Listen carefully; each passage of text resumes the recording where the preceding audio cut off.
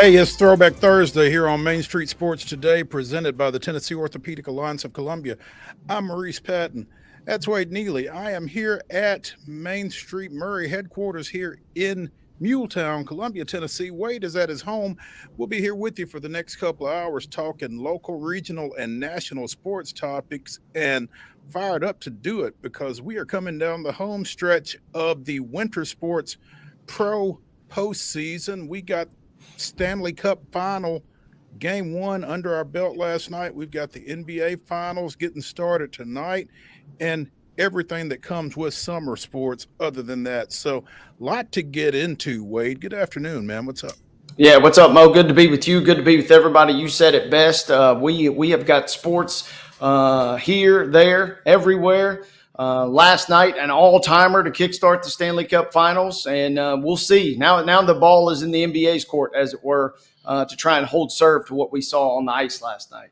Hey, the NHL set the bar kind of high last night. We'll talk more about that later in the show. But to help us with the NBA Finals between the Pacers and the Thunder in the second hour, we will be joined by Matt Moore of the Action Network to talk about that series again, getting started tonight out in OKC. In the next segment here on Coach's Corner, we're going to flip it back just a little bit. We are going to chat with Eagleville baseball coach Brandon Bassham. The Eagles just won their fourth consecutive Class 1A state championship. We talked to Richie Eastep last week from Columbia Academy. So we're just kind of doing our dynasty tour right here. And want to check in with Coach Bassham and see how things are over in Rutherford County as they, celebrate for a fourth straight time. So looking forward to speaking with him, looking forward to checking in with Matt and getting his thoughts again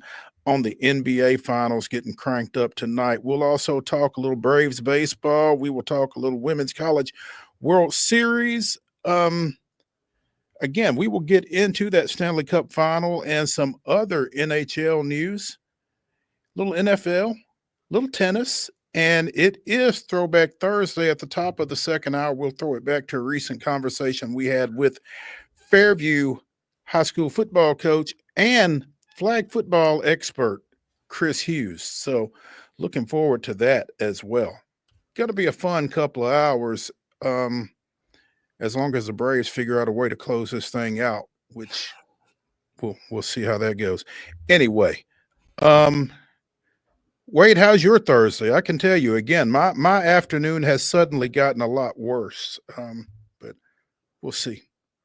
Okay. Is that because the Diamondbacks got two on? I mean, what are we talking here? The Diamondbacks have two on with two outs in a one-run game that at one point was 6-0.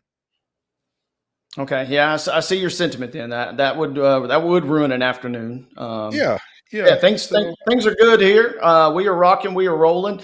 Getting ready to ease into the weekend. Big weekend, but a big show. And excited to talk to Matt. He has been bringing the goods for a while, and kind of curious to see what he thinks about this. And I text like 3 friends today.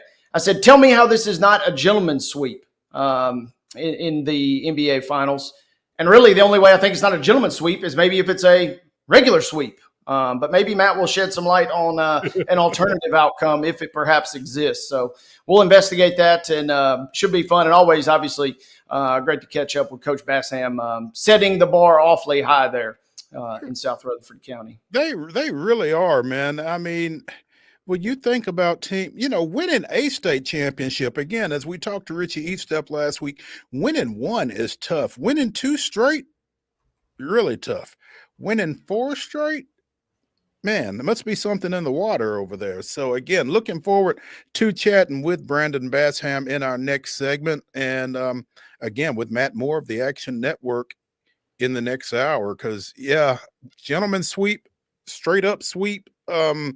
I guess the question basically is, can the Pacers win more than a game in this series? And maybe Matt will have some insight into just how that takes place if it does. So looking forward to that. Let's go ahead and get started with yesterday's results and today's schedule on the Rundown. This is the Rundown. Lock and load, boys and girls. It is time for the Thursday rundown, which means we wind back the clock. Let's go to your Wednesday scoreboard. We do have some MLB scores to update you on from last night. It was the Pirates defeating the Astros 3-0, and the D-backs defeated the Braves 2-1. But don't you fret, ladies and gentlemen, because the Sounds were here to salvage one for the home teams, as the Sounds did defeat Gwinnett. 6-2 was that victory last night, the Sounds over the Stripers. Today's schedule, as we mentioned already, the Braves and Diamondbacks are in progress. As I mentioned, the Braves were up 6-0 in this ball game. The Diamondbacks lead 11-10 in the top of the ninth with a runner at second base and 2 outs. So, yeah. Hide the sharp objects. I'm sorry, a runner at first and second with 2 outs because Iglesias just issued a 2-out walk. At 5:40 tonight, the Astros and the Pirates continue their series. I guess wrap up their series at PNC Park. Again, that's a 5:40 start. Sounds are in action at First Horizon Park. That's a 6:35 start against the visiting Gwinnett Stripers. It is Throwback Thursday night, and it is Pride night at First Horizon. So be sure and check that out. WNBA action today. 6:30. You can see it on Amazon Prime. It is the Liberty at the Mystics. That's the undefeated Liberty at the Mystics. And at 9, also on Amazon, it's Golden State going to Phoenix, taking on the Mercury. Ladies and gentlemen, that is your rundown.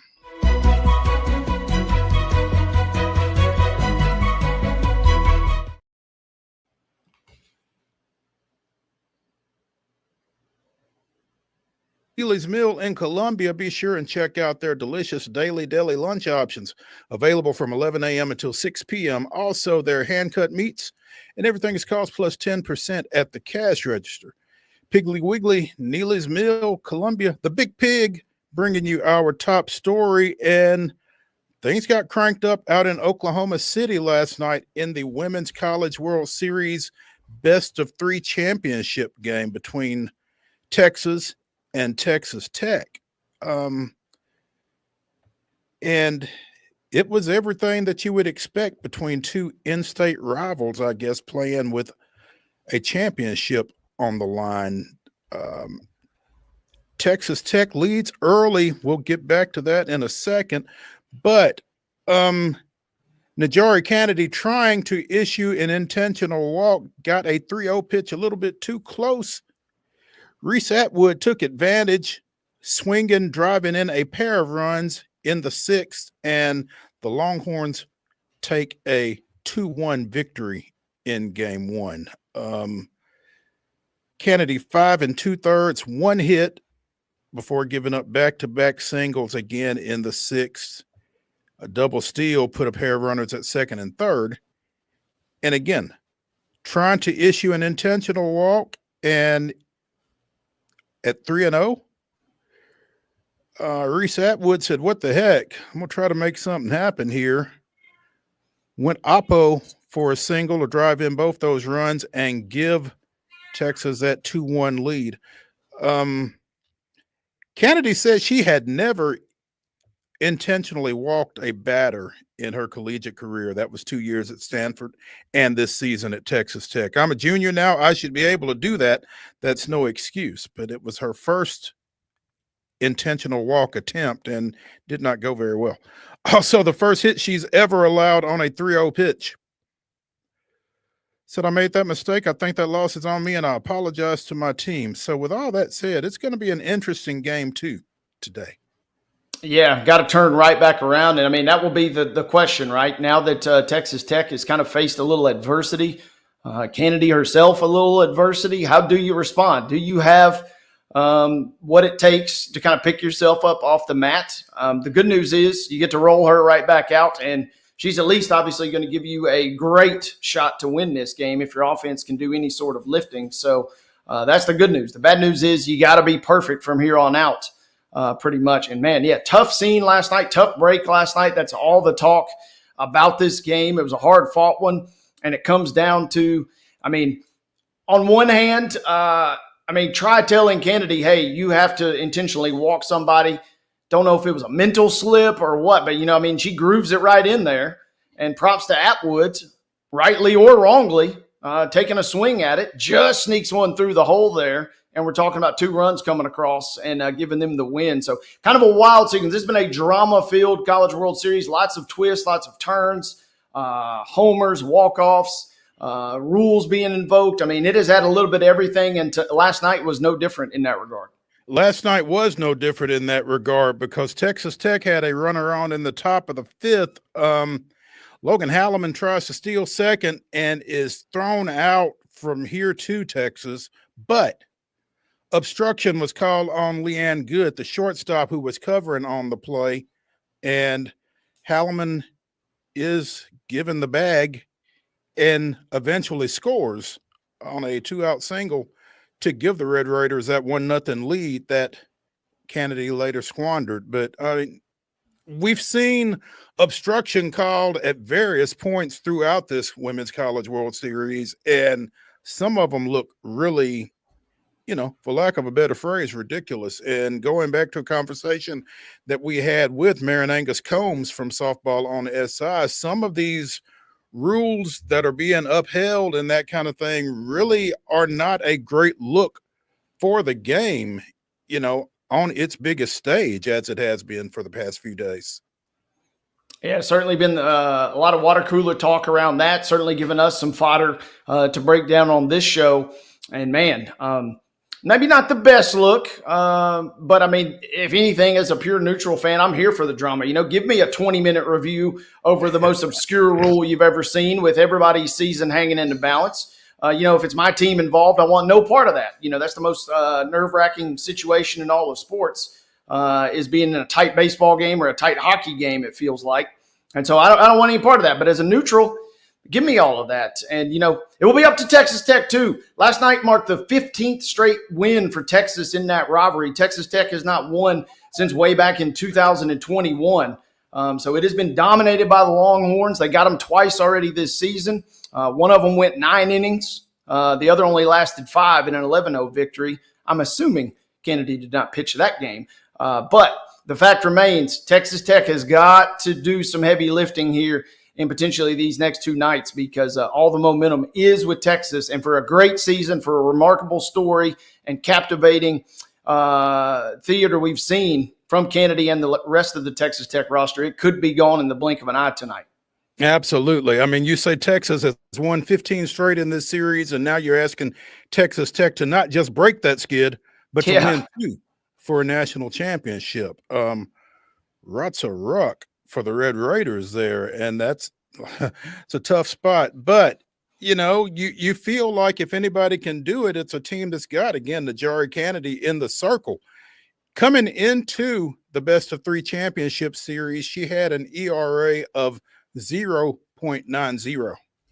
That's less than 1 earned run per game. So the USA Softball National Player of the Year, obviously the $1 million lady with that NIL deal that she got from Tech coming from Stanford, and a lot of weight goes with her into that circle tonight against Texas. It'll be interesting to see if Tegan Caven goes again for Texas. She has thrown 24 innings without an earned run in Oklahoma City. And, I mean, she's their stud, it feels like. So I guess that'll be the matchup that we get once again. Yeah, you would think so. And, I mean, tonight feels like, it's a 2 Texas teams. So, it's a classic gun draw, right? Who blinks first? Who kind of loses their nerve first in this game? Emotions will be running so high. It feels like if Texas Tech somehow falls behind, gives up an early run, not saying that they would be buried, but man, it feels like it would really be heaped upon them at that point, right? And then on the other side, if Texas, gets behind, maybe Kennedy just immediately puts this behind her and just blows past everybody. She is still the best in the game. And so you have the absolute ace. You've got the sheriff going to the mound tonight to try and shoot your way back into this series. Can they do it? I will be glued to the TV trying to find out. I think they could probably force an extra game. It just is going to come down to 1 or 2 key plays as it often does when you're talking about two elite teams going head to head. Who makes that one little error, who makes that one little miscue, and who cashes in. It'll be fun, and I think we're in shape for a good one tonight. It feels like whoever scores first in this one is probably going to pull it out. Texas Tech. Yeah. This is the only time, last night's game was the only time Texas Tech has trailed, not in Oklahoma City, but in the NCAA tournament. Front running at a high level. And I mean, there's something to be said for that. You get the lead and it's like, well, hey, we know what we got, and we're not going to give this lead up at this point. But when you do fall behind, that's what I'm saying. There's so much, kind of even using that example of, LSU Shreveport last week. What would have happened if they had lost that first championship game? How do they respond? We're kind of dealing with something. I know Texas Tech's not undefeated, but in many regards, they feel invincible. Now they've kind of been cut a little bit. Can they put their wounds back together, and can they lick their wounds to a win tonight? It will be a fun showdown for the national championship. Without question. Let's take a break here on Throwback Thursday, presented by the Tennessee, on Main Street Sports Today, presented by the Tennessee Orthopedic Alliance of Columbia. When we come back, we'll be joined by EAGLEVILLE baseball coach Brandon BASSHAM. He's got a really big team, and they need some really big rings for the 4th straight year. Stick around.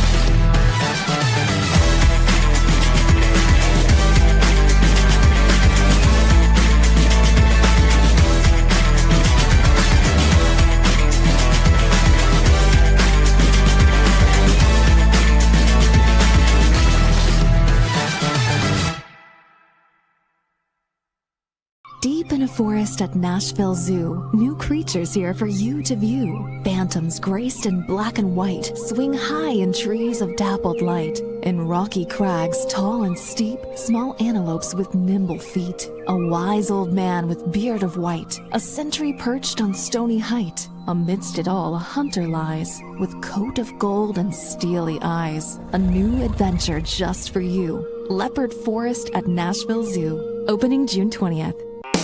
Busy bee, yeah, busy bee.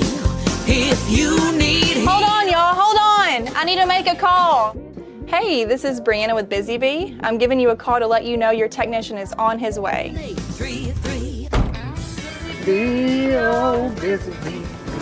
Guys, not yet. Not yet. Busy bee, oh, Now busy I'm ready, bee. guys. Call 775-7833. Custom Stone Handlers supplies over 600 distributors and suppliers with quality stone products. Along with Riverstone, we produce and distribute over 100 building, landscape, and other bulk products. Our goal is to provide quality products, service, and partnerships to ensure our customers' success. We firmly believe the measure of any person or company is how you treat other people and customers. Give them a call at 931-490-4990 or visit CustomStoneHandlers.com.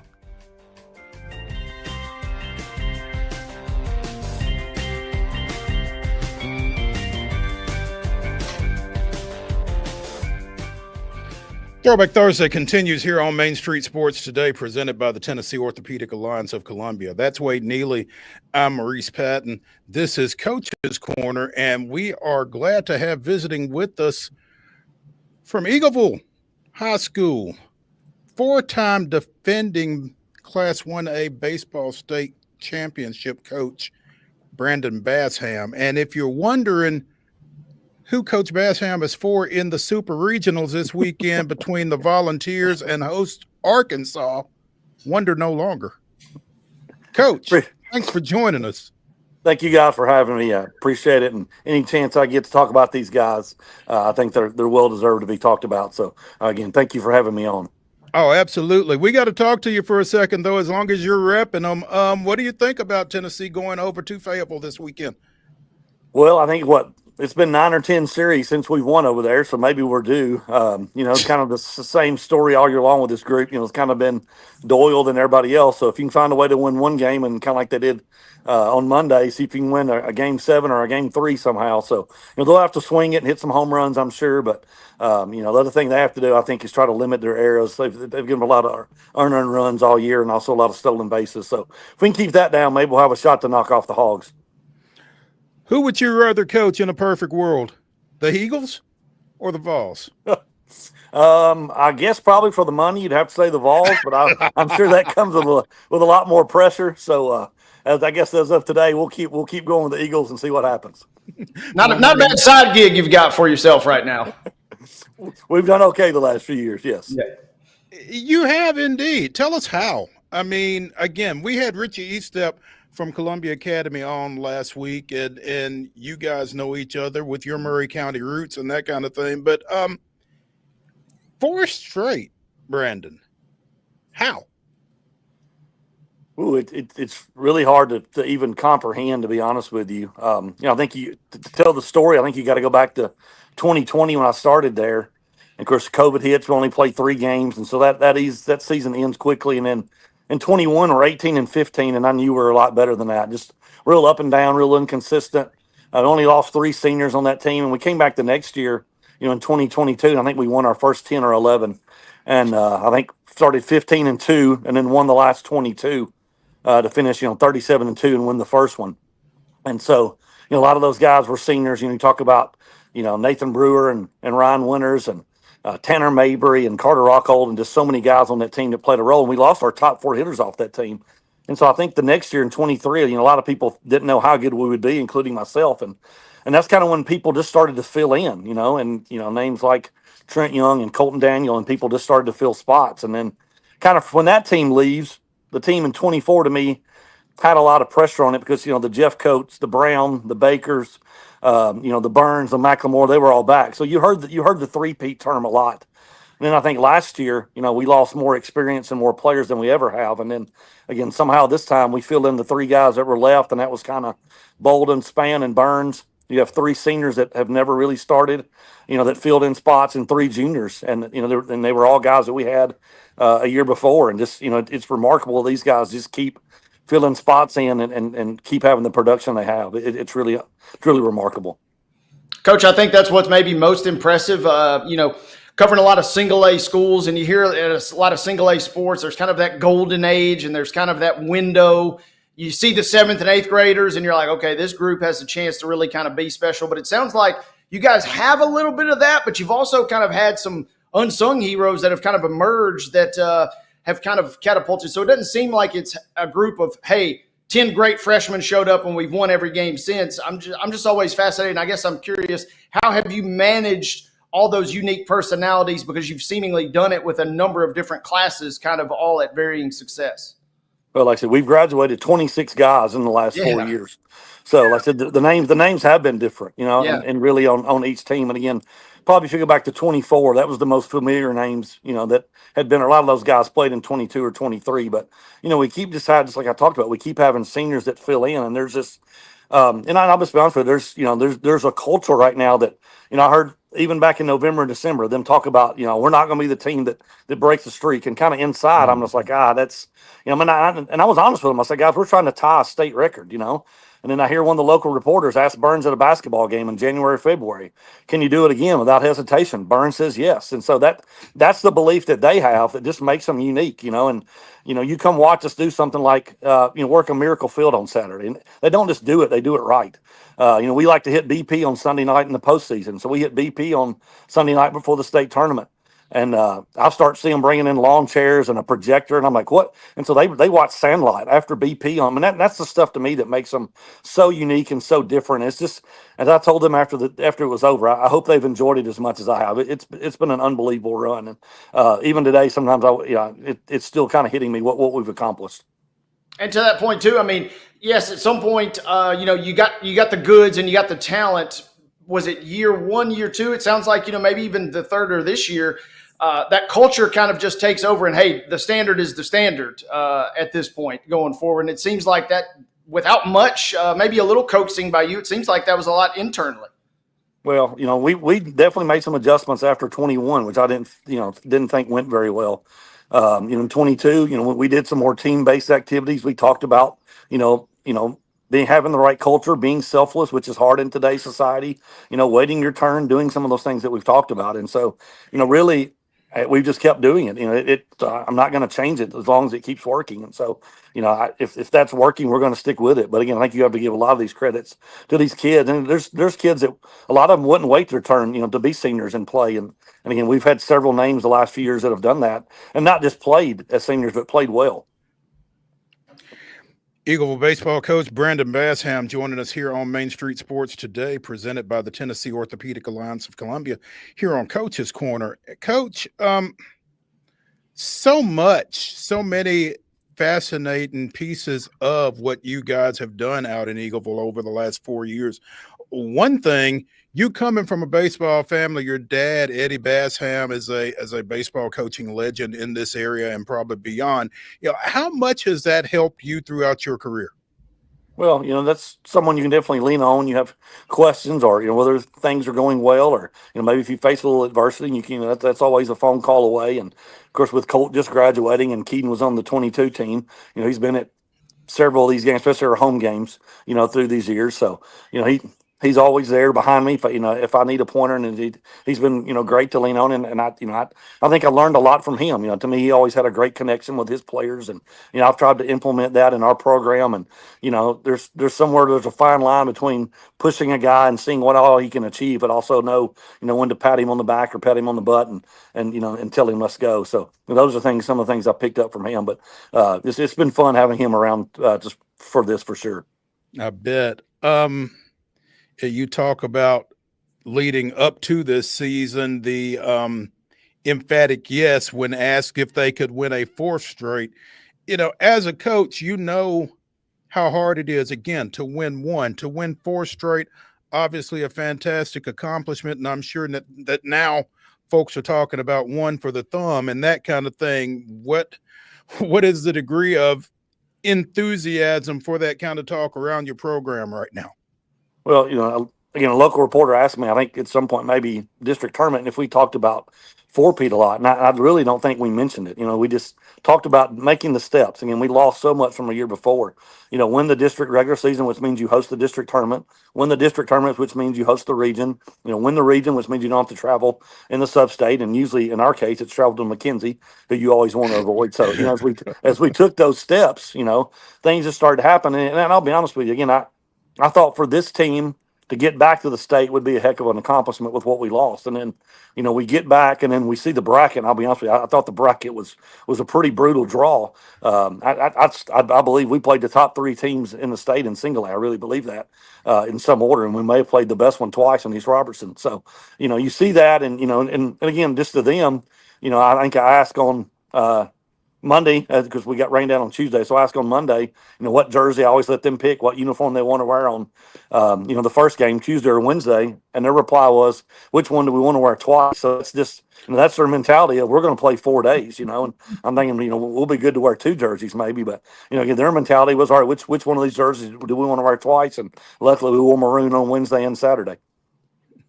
You mentioned East Robertson, Coach. Walk us through that Friday game where you guys really pick yourselves up off the mat and kind of just rally and just a crazy, crazy comeback and win eventually 13-12. Kind of break that one down for us.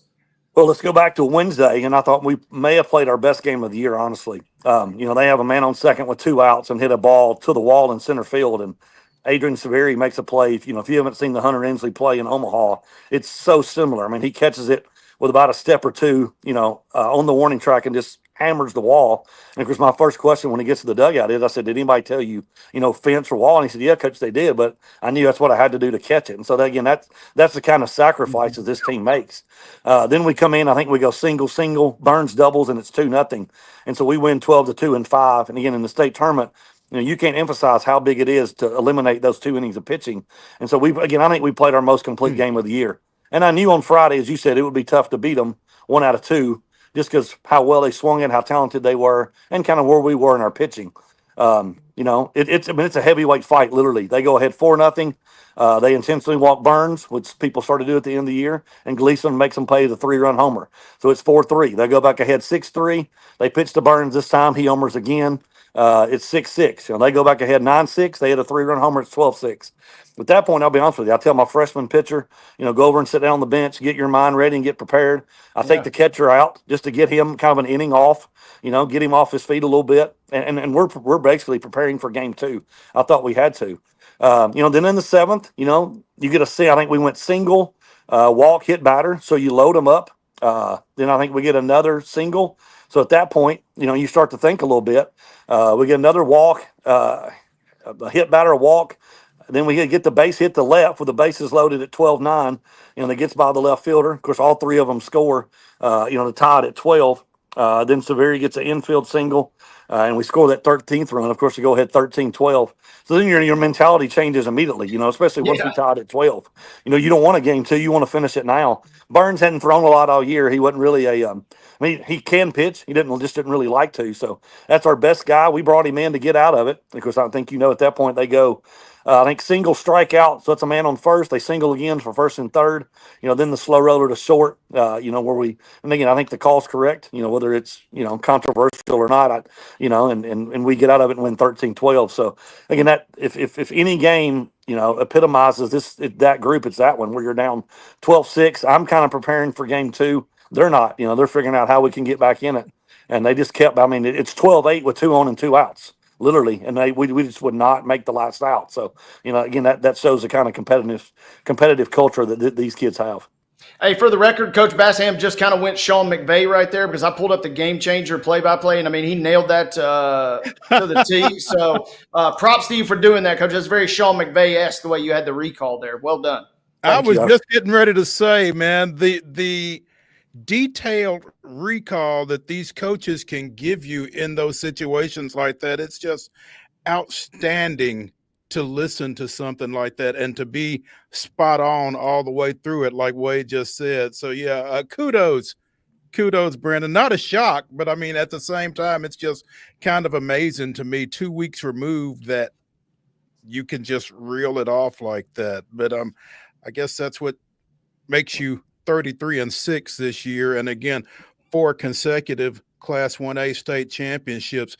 Eagleville coach Brandon BASSHAM joining us here on Coach's Corner on Main Street Sports today, presented by the Tennessee Orthopedic Alliance of Columbia. Obviously, you want to enjoy this, but 2026 is coming, and again, the bar has been raised, the expectations are there, that kind of thing. As you look at that 2026 team, what makes you feel like y'all can win 5 straight? Well, again, I think you have to go back to taking the steps that we took this year. You know, now, I will say 4 of our top innings pitched, you know, in the pitching is returns. In our lineup, just like a year ago, we've got to reconstruct it. I think on championship day, the 2-hitter, the 5-hitter, and the 9-hitter return. So we've got to do a major reconstruction on the lineup again. And again, you hope you have juniors and seniors or whoever it is, you know, they can step up and take these spots, just like it's happened in the past 3 years. So I'm not telling you today that we're ready to compete for a state championship. You know, as I told someone at the end of 2024 when we walked off the field, and he asked about 25. You know, I just said I'll be disappointed if we go away, and I'll say that again today. You know, I'll be disappointed if our name's not out there. And whether we can do it again or be in that spot again. Again, you know, things have to go right. You have to stay healthy. You know, you have to throw strikes and all those things. But again, the thing that this team did was they just kept believing. And although, you know, the names were different and the lineup was different, and then some of these guys literally haven't played very much at all, you know, except maybe a spot start on Friday or Saturday, or a, you know, pinch hit or an inning thrown here or there.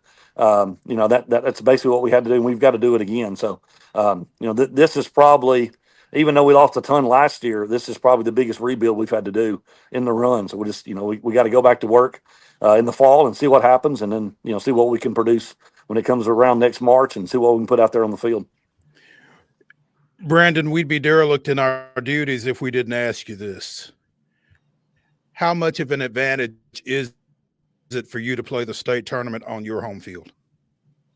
Well, here's what I'll say to that, you know, and the answer is TWSAA called us in the fall of 2021 and asked us to host when Laverne gave it up and they went to 4 classes. You know, it's sometimes I'll be honest, I almost wonder, and some of my kids have even said this, you know, sometimes it's a little bit of a letdown when you're in the state tournament and you're in your own locker room and you walk out on your own field, the same one you played on all year long. Now, I get the fact that it's probably, we know the field better than anybody else. You know, I get all those things, but here's what I will say. I think it's a discredit to these kids to take away anything they've done for 4 years, because we've played at Richland, we played at Riverdale, we played at MTCS, we played at MTSU. And for those kids to keep going out there doing what they've done is truly remarkable, no matter where it's played. I'm That's in fair. complete agreement for sure. Absolutely. I mean, I meant no disrespect in asking the question, Brandon, and I hope you understand that. But I do know that there are people who follow high school baseball that say, well, they get to play all their games at home, you know, and I would say this. I mean, I'm not sure who's getting the field ready and that kind of thing before your state tournament games out there, whether it's you or whoever else. But I mean, I would think that for the advantages that you may have of playing at home, there are probably disadvantages as well. Like you said, your kid, it's just another game for your kids because they're playing where they played all year.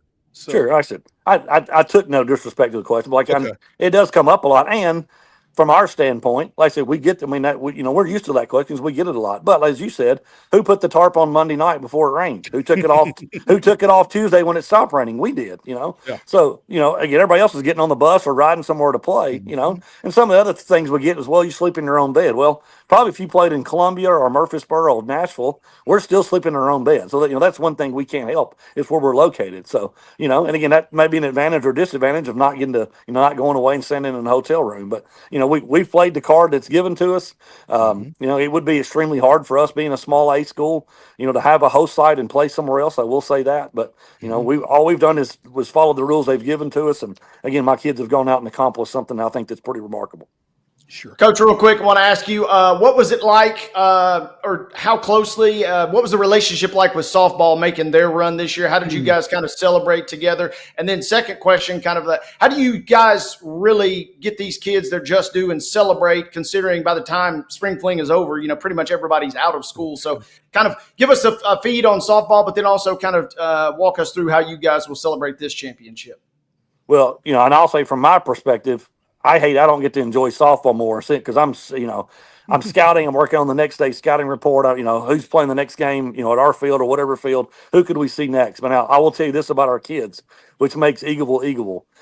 When we beat East Robertson on Friday, 13-12, it's probably 5 or 10 minutes after the game, and we celebrate for just a second, and we talk about Saturday's schedule, what we're going to do, when we're going to leave, when we're going to eat breakfast, all those things. The next question I get, and I think my son was the first one to ask it, was, can we go to get to the softball game? And I said, son, what's the score? And he said, Dad, it's like 7-1 in the third inning. And I told him, I said, guys, I'm not sure if you're going to make it. And I don't know if you've seen the softball celebration photo when they take the field to grab the trophy. But if not all of my guys, a majority of my guys, 75, 80%, are standing on top of their dugout with their uniforms still on, cheering those girls on. So that's what makes Eagleville. It's just a special place that it's hard to describe. Like you said, May's so busy with graduation, with prom, with, my kids graduated basically almost 2 weeks before before the state tournament was held. Yeah. So, those things are all tough. So there's not a lot of celebration, when it's over, other than we always got, we went to like Jonathan's and ate together, and they all ride the bus back together. They called it the last ride, which has become a pretty cool tradition in the last 4 years. So, once that happens now, we'll go back probably, somewhere in the fall, and they've kind of incorporated it with the, homecoming, whether we're in the homecoming parade or Christmas parade. Coach Lehman, also the mayor, of course, of Eagleville, the softball coach, does a great job with that. So we'll get celebrated at some point. It just wasn't, at the end of May or early June. And you know how it is. So many people right now are gone to play or gone on vacation. So, once we leave or once that tournament's over, it's hard to get everybody back together again. Yeah. You didn't ask your kids how they got from Eagleville to that championship game in that period of time, did you? Oh no, we ride the bus. Oh, you talking about the girls' championship? Yeah. Oh no, I don't want to know the speed. No. Yeah. Well, yeah. All I asked them was to be safe. So, but if there's a ticket out there, just don't tell me about it. I don't want to know. Brandon BASSHAM, Eagleville baseball coach, joining us here on Coach's Corner on Main Street Sports today. Again, the Eagles, now you're 4-time Class 1A defending state champions in Tennessee, tying a record. I guess Farragut also did it this year in 4A, but man, that's That's quite a rarity, quite an accomplishment, and quite a bit to be proud of for those guys and for you, Coach. So again, congratulations to y'all, and we'll be looking for one for the thumb next spring. We'll see what we do. Got a lot of work to do to get there, but we'll start in the fall and go at it. Thank you, Coach. We appreciate your time and look forward to catching up with you. Be sure and tell your dad we said hey. Will do. Thanks again for having me, guys. Sure appreciate it. All right. Let's take a break here on Main Street Sports Today, presented by the Tennessee Orthopedic Alliance of Columbia. Again, at the top of the hour, we will be throwing it back here on Throwback Thursday to a recent conversation that we had with Fairview football coach Chris Hughes. But when we come back, we'll talk a little baseball at the professional level, or supposedly at the professional level. We'll get into that when we come back.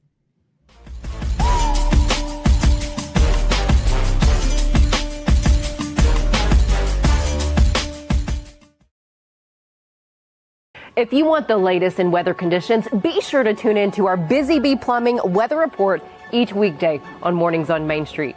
Brought to you, of course, by Busy Bee Plumbing, Heating and Air Conditioning. We will keep you updated on the latest conditions outside, like severe weather, heat, snow, rain, and even hail.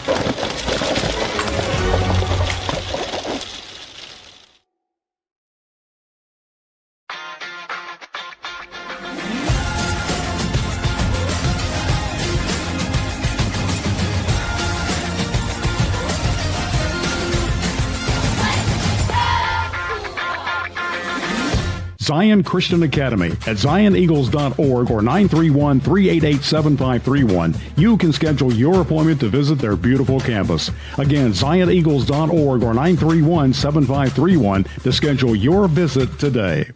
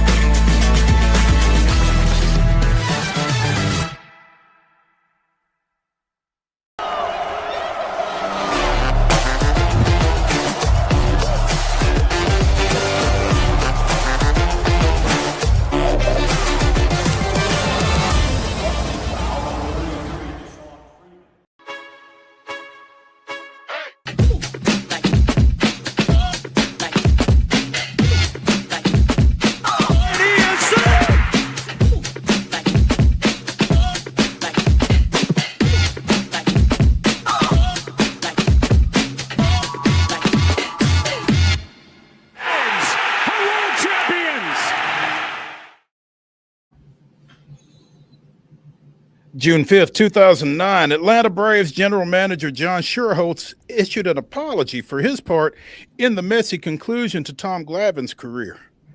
Returning from off-season shoulder and elbow surgery, the 43-year-old left-hander had thrown a rehab start in Rome, his third, just before being released, possibly to avoid the Braves paying a $1 million bonus to the future Hall of Famer.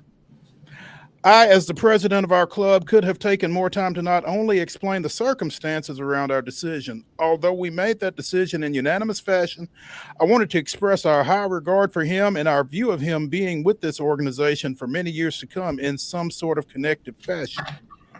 I'm not regretting the decision making. I'm regretting the manner in which it was portrayed and explained to Tommy. I feel like I could have done a better job with that.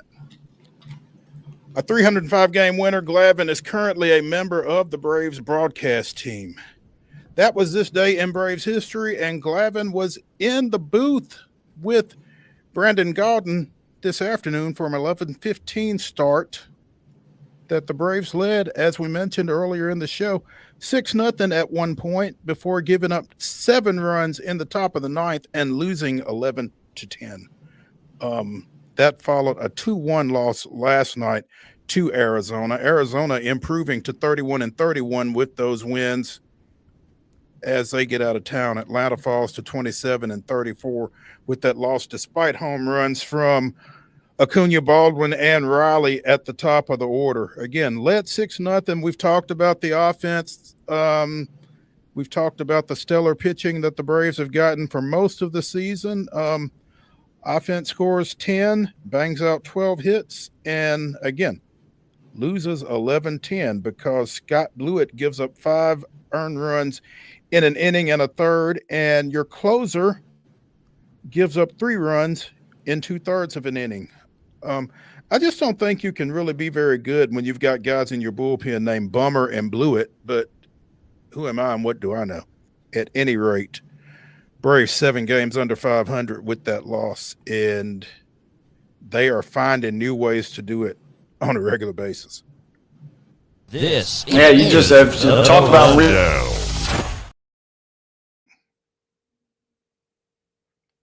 You were saying?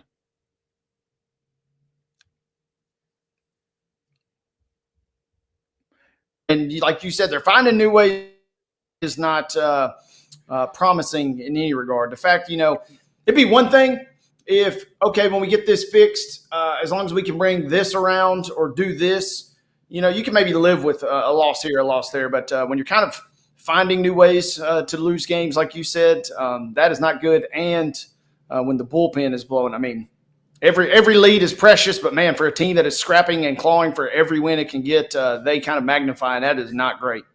Yeah, I mean it's like the old tale of the boy putting his fingers in the dike. You plug one hole, like you said, and something else breaks loose. You kind of get the offense addressed for a day, and all of a sudden you can't get pitching. It's kind of like Craig's dad in Friday,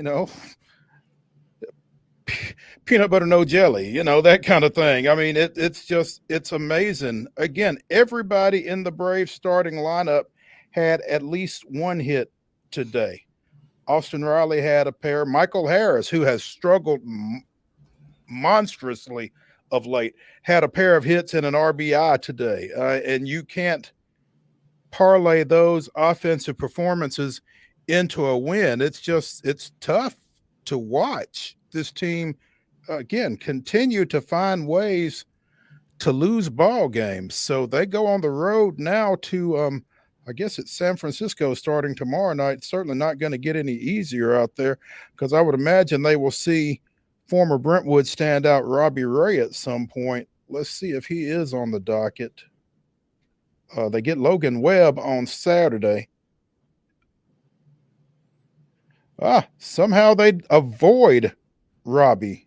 So, you take your breaks where they come if you're Atlanta. But I mean, right now, again, generally speaking, today notwithstanding, it doesn't matter what pitcher they face. But they got it done today at the plate, and they go up 6-0. And then Grant Holmes, who has been one of the more consistent starters, comes right back out and gives up 3 in the 4th, can't get out of the 4th inning with a 6-run lead. And so it's the issues are many for this team at this point. So just 3 hits last night, despite a 6-inning, 10 strikeout effort from Chris Sale. They had the bases loaded in both the 8th and the 9th and could not score. I'm sorry, they scored 1 run in the 9th with the bases loaded, but that was after Arizona had padded a 1-0 lead in the top of the 9th. So the hits just keep coming for Atlanta right now, and nobody's feeling sorry for them, obviously, but getting it figured out is going to be paramount for them if they are going to get anything done. Houston drops a 3-0 loss at Pittsburgh. We talked about Michael Burrows, he of the 8+ ERA coming into that game. He throws 5 1/3 shutout, strikes out 6. Houston has still won 7 of their last 10, but that's a tough loss there for the Astros.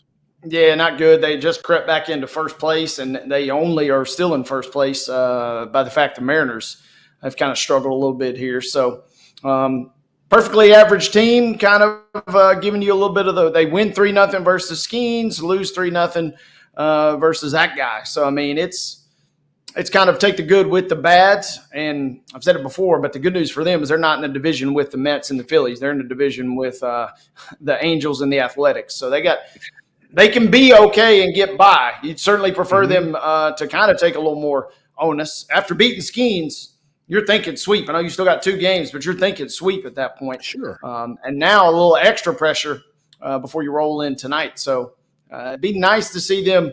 Don't start dilly-dallying a little bit here. Let's not get complacent if you're Houston. Let's try and get this win. Valdez going tonight should hopefully be at least give them a good start and maybe on the right direction. Hopefully the offense kind of finds its legs again.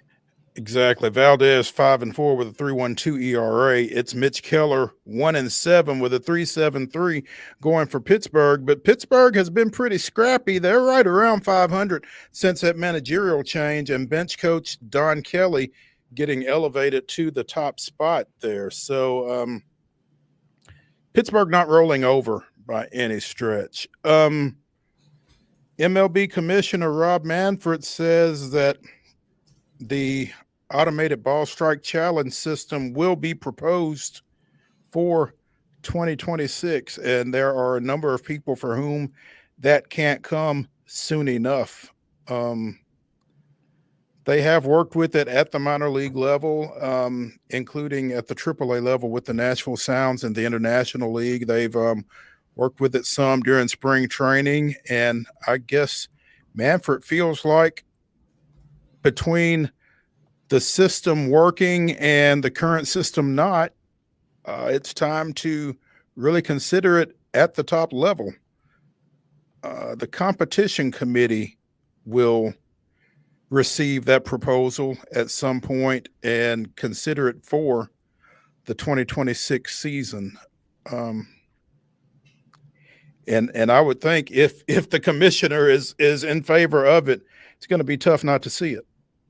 Be tough not to see it, and it seems like they've had success. There's always going to be resistance, but it feels like this is kind of always felt like a little bit of an inevitability, right? Unless things just for some reason blew up at the minor league level, and the fact that it didn't, it's kind of felt like we're trending in this direction, and kind of adding a little more. Obviously, you want to try and get everything right. I mean, we're eventually, who knows if that's 10 years, but I mean, eventually everything's going to be called on the field by robots anyway. So we're kind of just trending in that direction little by little. But more importantly, also, you're kind of still keeping that pace of play element in here, which can kind of keep things, as long as they keep it zipping around and keep things moving, I think that's the big thing for them. But it seems like it is, like you said, an inevitability. Yeah, and the way the ABS challenge system works, each team gets 2 challenges. Batters would tap their helmet if they want to challenge a particular call, but I mean, again, you've only got 2 challenges per team per game, and so it's got to be a pretty critical situation, and you've got to pretty well know that you're right, because you don't want to burn one of those challenges unnecessarily. So it'll be interesting. I do think it's coming, and watching the strike zone on TV on a regular basis and seeing some of the misses and seeing where some of those misses come, it won't be a bad thing, I don't think, because it's not going to get overused. People are going to have to be judicious with it again. And so the strike zone is still going to rely heavily on the home plate umpire. But, if you feel like that 3-2 pitch was off the corner, or if you, as a pitcher, if you feel like it hit the corner, you've got that in your pocket there, but you better be right. So absolutely. And to me, that's what this is, kind of the best of both worlds. Yeah, you keep it kind of moving. You have to be very careful, like you said, with when and where you use that challenge. The alternative is obviously if you're just doing pure robot style, and maybe we get there at some point. But if you're going to kind of utilize, this is seemingly the best situation. Kind of keep those in your back pocket. You only got 1 or 2. Use them in those critical moments. This is kind of about as good as it can get for where we're at right now. Yeah, to me, voting for the July 15th All-Star Game has opened up on the team websites and at MLB.com/vote. So be sure and go and vote for your favorite guys. There will be 2 fan voting phases. The first one, again, is open now and will extend to 11 o'clock Central Time, 12 noon Eastern Time on Thursday, June 26th. Fans can vote up to 5 times per day, every day, during this initial phase. The second phase of voting will begin at 11 a.m. on Monday, June 30th. That's 12 noon Eastern Time. And you will have 2 players at each position and 6 total outfielders that you can vote on at that point. That'll be a 3-day window, again, beginning on June 30th and wrapping up on July 2nd, I guess. So from there, that's where your starting lineups will come from on offense. And then I guess starting pitchers are picked by managers. I don't know if you vote on pitchers or not. I don't think you do. I think it's just the offensive lineup. So go vote early and often. You can actually do that here. Again, 5 times a day. Get your guys in. Not sure who you're going to vote for if you're a Braves fan. Anyway. Wade, I don't know if you heard this, but apparently there was a tornado in and around Kansas City a couple of days ago that touched down in the parking lot between Kauffman and Arrowhead stadiums. It doesn't sound like any damage was done. Fortunately, the Royals were playing at St. Louis at the time, so no people really around, no damage done, but at the same time, pretty scary to think that something like that, could have really been significant. And if the schedule had not been what it was. So. Yeah. Kind of scary. And I mean, they're right there pretty much a joint, right? They're pretty much right beside each other. So kind of really wild that it found that quote unquote sweet spot. Kind of using that term loosely here, man, some of this video looks crazy. It feels, I'm working on a Chiefs joke here because it feels like that might have been the only thing that might could slow them down in the AFC again this year. Really, because the Kauffman Stadium video in particular just looks pretty frightening. And we're obviously talking about a tornado-rich area. Kind of surprised we haven't maybe ran across this before, but yeah, hopefully everybody's safe and damage, it sounds like at least was as minimal as could be. Yeah. Again, the Sounds continue their series at First Horizon Park tonight against the Gwinnett Stripers. 6:35 start. They won last night 6-2, improving to 35-23. Eddie Rosario with a pair of hits now has a 9-game hit streak. Jorge Alfaro stole his 10th base of the season last night for the Sounds. The Speed Merchants, they have 6 different guys with 10 stolen bases or more. So pretty exciting brand of ball that they're playing. A lot of running over there. It's pretty cool. Again, 6-2 last night. They are 12 games over 500 with that win. They continue the series tonight and finish it up with games Friday, Saturday, and Sunday, weather permitting, because I think they're calling for some rain over this weekend. So keep an eye out. Hour number 1 of Throwback Thursday here on Main Street Sports Today, presented by the Tennessee Orthopedic Alliance of Columbia, comes to a close right now.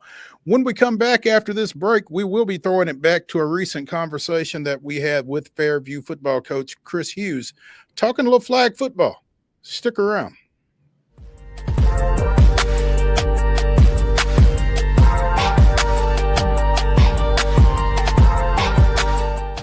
Jones & Lang Sporting Goods here in Columbia has been outfitting teams, officials, and anybody else from T-ball to college for 50-plus years. Be sure and check them out at 931-388-8060 or online at jonesandlang.com. Jones & Lang Sporting Goods, the look of a winner. Zion Christian Academy at zioneagles.org or 931-388-7531. You can schedule your appointment to visit their beautiful campus. Again, zioneagles.org or 931-7531 to schedule your visit today.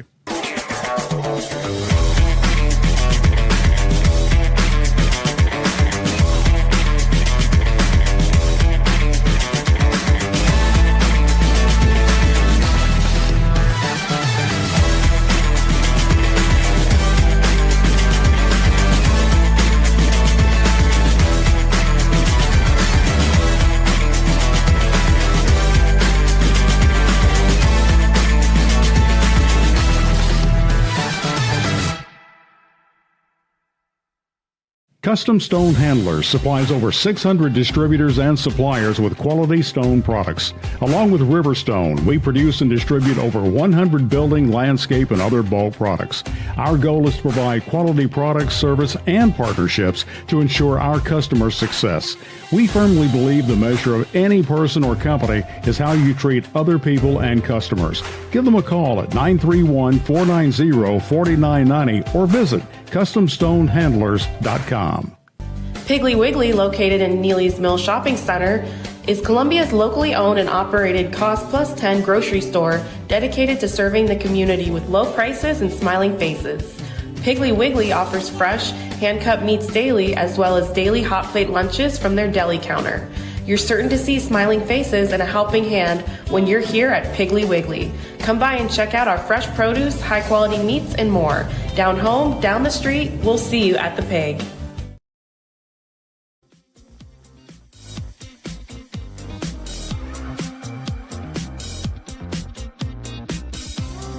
Now by legendary flag football quarterback and Fairview High School coach Chris Hughes. Chris, good afternoon. Hey, Maurice. Can y'all hear me okay? We got you. All right, Wade. How you doing, Wade? Good. Good to see you, Coach. Good. Chris, you indicated that you were in Humphreys County. Is that right? McEwen High School, Maurice. So playing in those old gymnasiums, middle school basketball camp already started for my son. So middle school basketball camp. Oh, goodness. Y'all just got out of about 8 teams here. They're playing, 25-minute games and rotating around. He's on his 3rd game right now. So okay. Y'all just got out of school when? Graduation was Friday. So we had right back at it. Yeah, okay. That was the point I was getting to. Yeah. Chris, I'm sure you know, last week the NFL voted to allow players to play flag football in the 2028 Olympics, and a key figure in the flag football community and a friend of yours, Daryl Doucette, Hoosh they call him, kind of took exception to that move. I guess the flag guys deserve their opportunity. That's all we want. Felt like we worked hard to get the sport to where it's at, and then when the NFL guys spoke about it, it was like we were getting kicked to the side. I felt like I was the guy who could speak out for my peers, for my brothers that's been working hard to get to this level for us to not be forgotten. How much of a prevailing thought is that amongst the guys who have built this sport, Chris? I'll tell you this, it's big news in our world. So I've gotten texts and emails and a lot of social media, Facebook, etc., with the flag guys taking exception to the NFL guys think they can just come in and be on the team. There's a process you have to go through, and Hoosh is one, if not the best, most elite flag players in the world. I would compare him to the NFL to someone like Tyreek Hill. But he can throw as well as run. So his fast, quick twitch is just unreal, Maurice. If you ever see that guy play, it's a different level. And we've had the Joes versus the pros, but it wasn't current pros. It was pros that were out of the game. And Hoosh and them beat them convincingly twice. So the flag game is different than tackle football. I'm not saying NFL players can't adjust and get there, but without going through that process, and what Hoosh was saying was they deserve the opportunity to represent their country just like the NFL players deserve the opportunity. So what he's hoping for is everyone gets a fair shake, because he feels like if they go to trials and he goes to trials, he's going to make the 12-man roster. And that's something that all the flag world's concerned because of the names. They're just going to be put on the team. And that doesn't necessarily equate to a gold medal, because Mexico, China, some of these other teams are very competitive and have played this game for a long time. So it's interesting to see where this is going to go, but it is bringing a lot of notoriety to the flag football world. What's the immediate chatter, Coach, on how do you think the roster will get filled out? Will it be something that the NFL kind of just strong arms its way into somehow? Or do you think we kind of maybe get a hybrid where they do pay homage and kind of respect to what you guys have done thus far? I'm curious your thoughts. That's a great question, Wade. I wish I knew that answer. You know, A lot of people do. Yeah, a lot of people do. And here's the thing: the USA Football came out and said they're okay with those guys coming. The NFL put restrictions on what would be allowed. The thing shocking me, like one player from each team. All of these things NFL put out, like so Joe Burrow and Jamar Chase can't come. So you know, but here's the thing: that person has to be willing to go to trials, training camp, international games, and then play. That's a lot of commitment for an NFL guy who already has to go to off-season training, OTA, the things that the NFL requires. So they do want to win that gold medal, and I understand that. I want to see how many actually will follow through with all they have to do it. What I think we're making is a lot of noise about nothing, because I don't think that commitment's going to be there. So unless USA Football decides we're going to let Patrick Mahomes play because he's Patrick Mahomes, he don't have to go through the process, then that changes everything. But right now, the NFL saying they can go to all that as long as USA flag makes the dates not conflict with the NFL dates. And that's what's trying to be worked out right now with the leadership of USA Football. That's going to be interesting, because aren't the Olympics going to be in the fall? When have the dates been set? 2028. But I mean, when? Well, the Olympics are going to be taking place right before NFL training camp, Maury. So the flag football portion will happen. I think it's a week before, maybe 2 weeks before, but they have to go to trials and all that, which is going to back up too. You know, NFL guy gets done with this season. He's not trying to go out and go to all these these guys go to Thailand, Portugal, China. Right now, I'm going to one in LA in the middle of June, an international games. I'm coaching a 23U women's team that's Team USA, and those are requirements for the people on Team USA. They have to be at those events. That's how they get their cohesiveness and their practice to play in the Olympics. So I'm interested to see how it goes. I do think, Wade, the best scenario is the best 12. I don't care if it's all pro or all. I just think it's going to be hard. We've got some guys, Pablo Smith, Hoosh Doucette. I can go through a list of flag guys that I think can play with any of those NFL guys. Now, are there some NFL guys that can play with any of the flag guys? Absolutely. So once they get in there, boy, finding somebody to coach that team, make sure there's a good mix. And I think USA has good coaches, but they got to find that mixture, and then they've got to gel it together, because the worst thing that could happen is for them to put either of those in and somebody doesn't win the gold. That is a disaster. That's what I was just getting ready to say, Coach. Without the personal connection we have with you as just a good old-fashioned red-blooded American, I want whatever would give us the best chance to win the gold. I don't necessarily care who it is. So if you roll out 12 flag pros that I don't necessarily know their names, I'm okay with that if that means that we're going to have the best shot to win. If you also roll out 12 NFL guys and that maybe gives you the best shot to win, I'm cool with that too. So that's why I'm kind of curious on how this thing will kind of get eventually made up. Well, and one of the things I think hurt us with the Pro Flag League was the fact we didn't have pro names attached. So I do think attaching a few of those pros with those guys brings some – I'm going to be honest. Even one really big name draws attention. So I think they need an NFL guy just to make that so exciting people are wanting to watch it. Because if you get Daryl Hoosh-Doucette is becoming known, and in the flag world, there's no one playing competitive flag that doesn't know who Hoosh is. So, but when you get out like you, Wade, do you ever heard of Hoosh before this? Not before this, but now I want to know, after looking at his Wikipedia, I want to know how cold he was at Xavier University in Louisiana playing intramurals. I can imagine he was putting up Madden numbers on the intramural fields down there in New Orleans. He's killing everything, and he's such a dynamic player, such a good guy. His team won the $1 million in the U.S. Open in 2018. He was a baggage person at the airport before that. Now he is a full-time flag football. I mean, he's paid money to go around and play at these places. He's the face of flag football right now, kind of like Benita Crouch is for Team USA Women.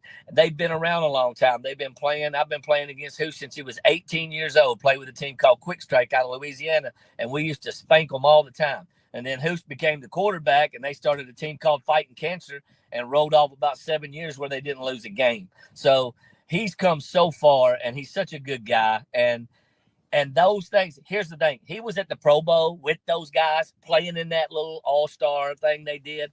And those guys fed off him. They wanted his knowledge. They wanted him on their team. So it's one of those things. I think there's a happy medium here. I don't think the NFL should count this like we're going to be on the team because my name is this. Right. And I don't think those flag guys need to think just because you've been working all this time, somebody better comes along. Somebody better comes for you and Maurice's job. Y'all might be doing something else next week. So same with me. Hey, careful with that talk, Coach. We kind of like what we're doing here on 2 to 4 every day. Well, nobody's better, right? Y'all got security. See, that's Thank you for saving that there. We appreciate you. Chris Hughes, Fairview High School football coach, flag football coach, and hold up just a second. You said Hoosh and his bunch won that $1 million a couple of years ago. Who did they beat? Because weren't y'all in that mix as well? Yeah, they beat us in the final. I think it was the final 8. Might have been the final 4. But we actually, for the $250,000 tournament 2 years later, we put them out. It was their only loss they've had in about 7 years. So we can compete with them. Hoosh is the best pro on field. I think they kind of took us for granted and overlooked us a little bit because there's an old quarterback throwing. So, it's easy to get to sleep on that, what Woody Harrelson from White Men Can't Jump comes out and all of a sudden you're down 20-0. So, but I will say this, he's beat me a lot more times than I beat him. And so go ahead. Go ahead, Maurice. No, I was just going to ask you, so are you in this mix for Olympic gold? I know you said that you're coaching a 23U women's team, but are we going to see you in LA? I actually applied for a coaching position with Team USA, and I made the final 3, Maurice. I was very happy about that because those guys don't know me, and most of the time they promote from within. And that's what they did. They took the 18U women's coach and put him as the assistant for the national men's team. So, and his name is Willie Perez. He's a great guy. I know all those guys, and I didn't get it, but I would only be looking on the coaching side. I'm definitely not good enough to play in the Olympics. And not with that attitude, Coach. Well, you know what? If we're talking about the elite, like you two don't have to worry about job security. Mine was easily replaced. And even in high school coaching, easily replaced. And so you got to know kind of where you are. I like to think that I can play with those guys, but if I was picking teams, it's just like gym class. I'm not going to make the top 4 or 5 quarterbacks. There's a lot of guys better. In fact, Nico Cesares made the 12-man roster this year as a new up-and-coming quarterback, and I've been pretty impressed with him, watching him play. Our teams can compete with those teams, and we play, but when you get all those guys on one team, that's a little different story. And my arm and my legs, I mean, if you see these guys run, I would look like I was in slow motion out there, and I'm kind of not what you want to look. We want to win gold. We don't want to look like it's the Geritol old man game. They want to look good out there in their uniforms too. So, but hey, don't sell yourself short. I would love to do it. I would love to compete, though. I'll tell you what, I would take the chance out there if they let me. But I think it's a young man's game, just like everything else. Hey, you're saying that, Coach, is there going to be rule changes, or is everything kind of pretty much exactly that these guys are used to competing? Are they going to adapt it apples to apples going forward? National rules, 5-on-5, international rules. There's no contact. So, and let me say this about 5-on-5. It's a speed game. So you think about NFL guys. Think about a linebacker in NFL. He has no place on the flag football field. I'm just going to tell you, he couldn't pull Hoosh's flag in a phone booth. So, those guys don't need to be out there. Now, you got Tyreek Hill, quick twitch muscle fibers. You got these receivers that run 4-3 and got great route running ability. You got, those kind of people can fit in. DBs that can lock down man-to-man. Those are the kind of guys you want.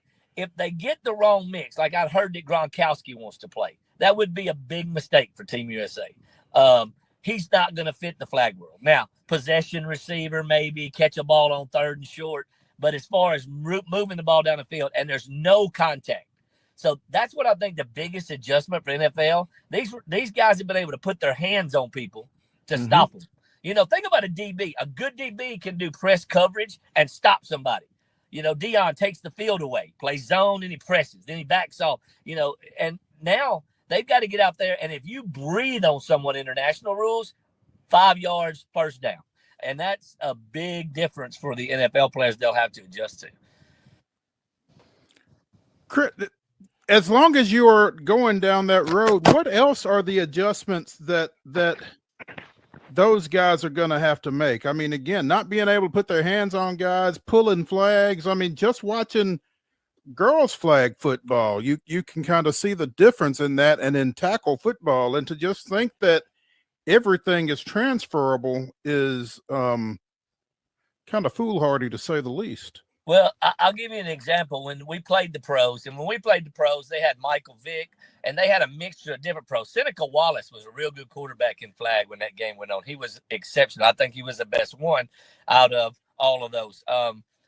Danny Werfel played quarterback for a team. He was pretty good. He understood the game, and they practiced a lot. But when you talk about the differences I saw then, you have to get rid of the ball so fast. So you can't think the rush comes from 5 yards away, but the guys run elite speed. So when I'm quarterbacking in a tournament, Mo, I literally in my head, I've got 2 seconds to let the ball go. An NFL quarterback, even with bad blocking, has 3 to 4 seconds. All right. So there's a big difference in they can't block that rusher. You can't even get in his way. If you step in front of him, it's a penalty. He gets a straight line to the quarterback.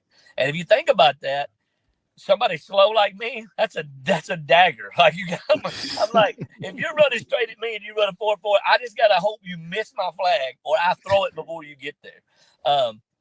So that's a big adjustment because they've got to let the ball go so quick. The receivers, I think, have the most advantage to play flag. Like a good receiver could play flag because the DBs can't touch them. So you talk about route running; those guys are going to be good route runners. They're going to do things right.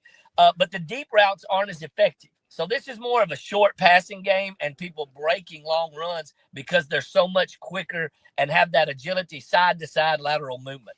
A straight line runner is not necessarily a good flag player, but a scat back, a Pacheco, somebody that does this when they're running are real dangerous in flag because they'll start on one side of the field and end up on the other side running down the sideline and 4 people are laying on the ground because they didn't get their flag.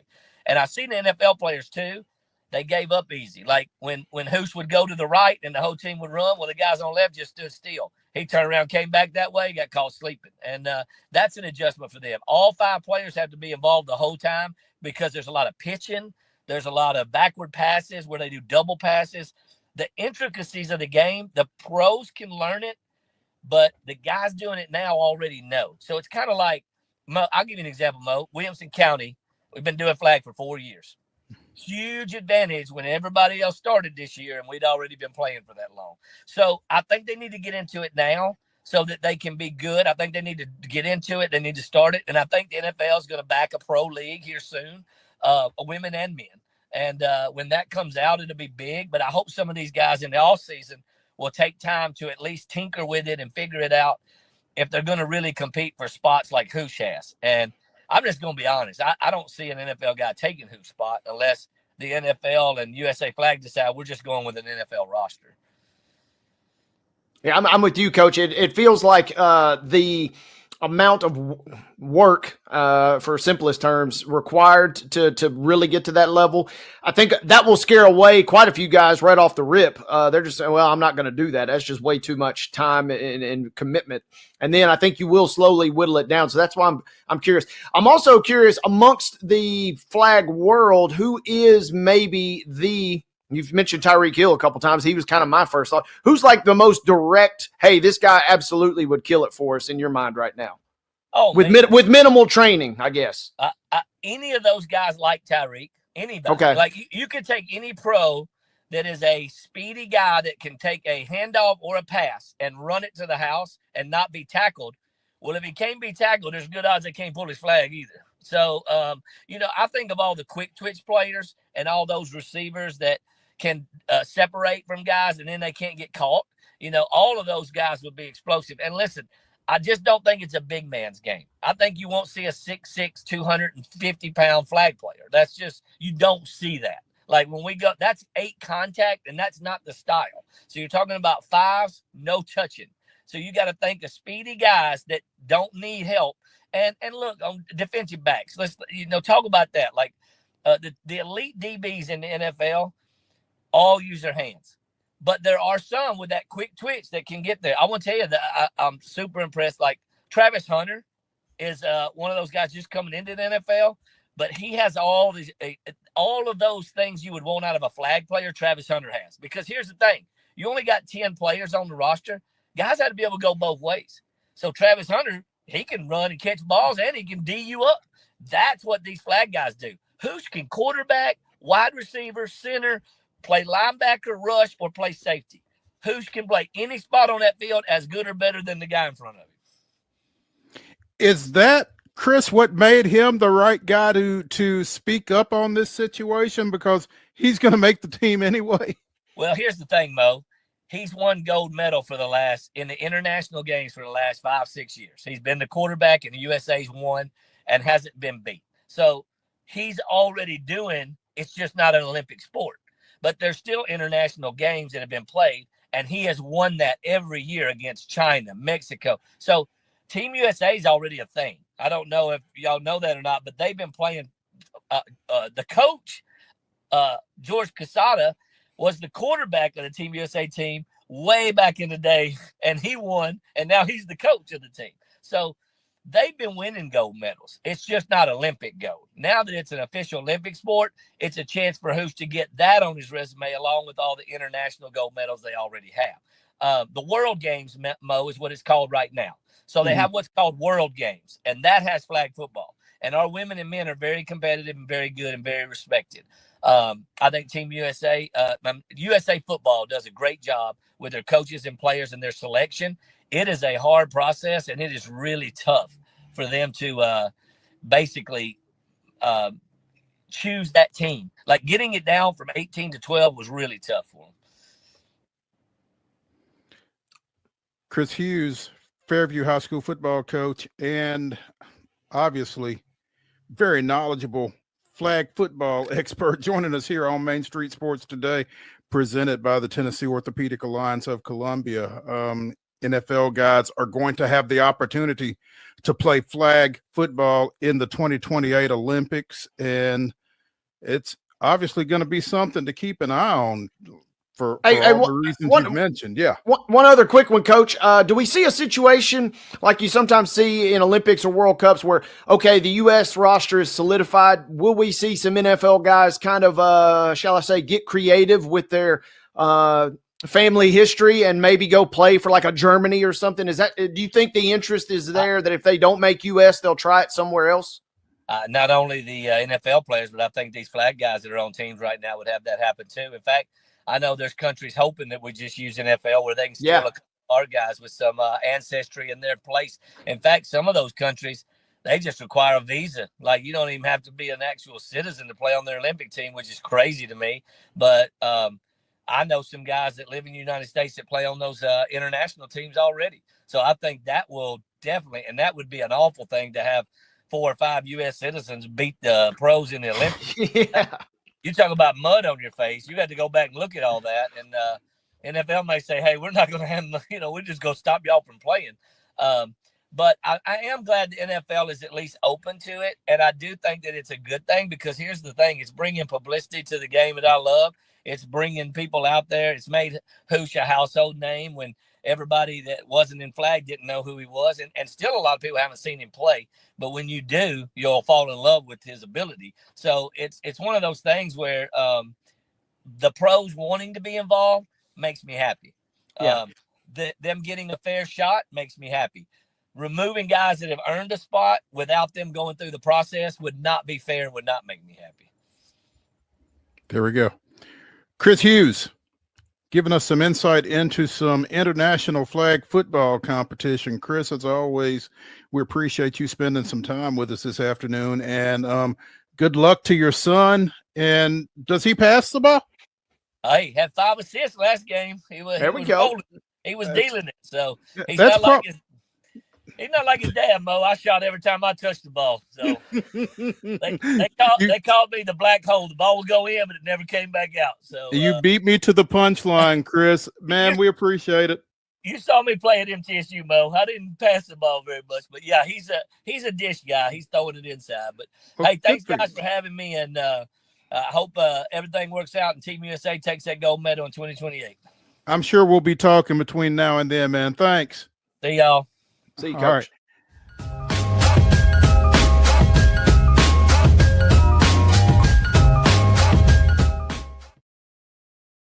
Deep in a forest at Nashville Zoo, new creatures here for you to view. Phantoms graced in black and white swing high in trees of dappled light. In rocky crags, tall and steep, small antelopes with nimble feet. A wise old man with beard of white, a sentry perched on stony height. Amidst it all, a hunter lies, with coat of gold and steely eyes. A new adventure just for you. Leopard Forest at Nashville Zoo, opening June 20th.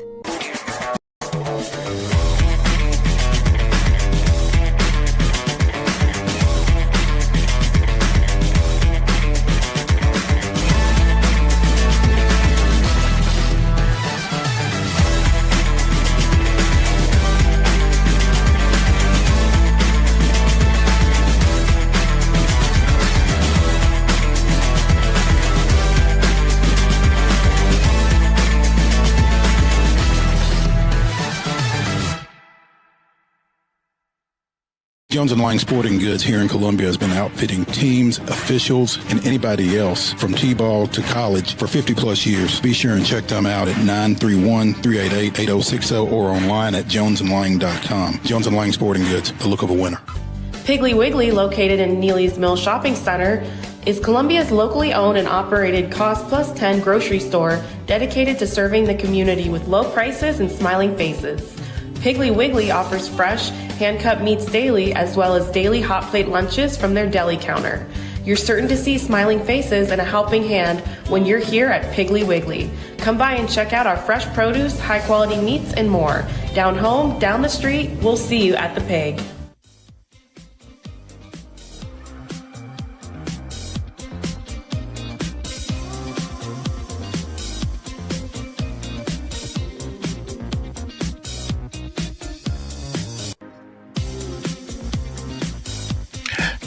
Hey, welcome back in to Throwback Thursday here on Main Street Sports Today, presented by the Tennessee Orthopedic Alliance of Columbia. That's Wade Neely. I'm Maurice Patton, and we are awaiting the arrival of our next guest, Matt Moore of the Action Network, as we take a look at the upcoming NBA Finals starting at 7:30 tonight out in Oklahoma City as the Thunder host the Pacers in Game 1. So, Wade has decided that at most the Pacers are probably going to get one. So we're probably looking at a 5-game series. Is that your assessment, Wade? This has gentleman sweep to me written all over it. I hope I'm wrong. I'd love, to see this thing go 5, 6, even 7 games. But it just doesn't feel. It just feels so inevitable with the Thunder. And maybe that's what we will celebrate after the fact, is kind of just how great they were. But yeah, I'd love more basketball. I'd love to see as many games as possible. I hope all the games are at least competitive. But it just feels like it's OKC's. Death taxes and the Thunder, huh? Let's see what Matt Moore has to say about it. Matt Moore of the Action Network joining us here on Main Street Sports Today, presented by the Tennessee Orthopedic Alliance of Columbia. And I will say, first of all, Matt, good afternoon. Thanks for taking some time with us. Hey, guys. Good to see you. Matt, when we have first-time guests, we are always kind of looking at backdrops and stealing ideas and that kind of thing. And I'm really digging your Action. Looks like a neon sign up over your head there. That's a nice look. Yeah, I put a lot of work into this backdrop. My wife spent a lot of time on it, actually. She loves interior design. She was like, let me do your bookshelves. I was like, all right. If it makes you happy, go for it, because otherwise I'll just throw a poster back there. It's funny because typically the best backdrops we've seen have had some sort of a feminine insight input to them. So yes, absolutely.